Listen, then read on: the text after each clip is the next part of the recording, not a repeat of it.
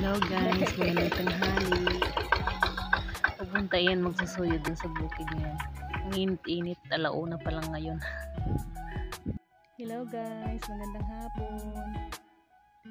Ang init pa rin.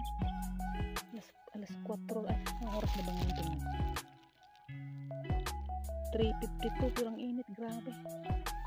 Dito ko na naglalakad ako. Naghahatid ako ng baon. Ay merienda po.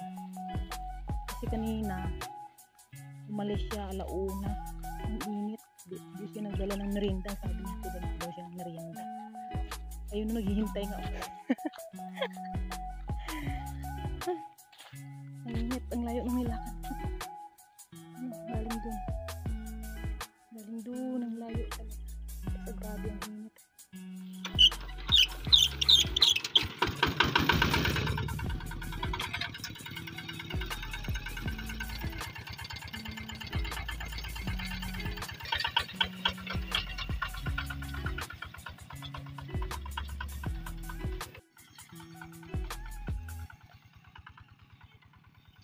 Ito na yung mga naipon ng damo.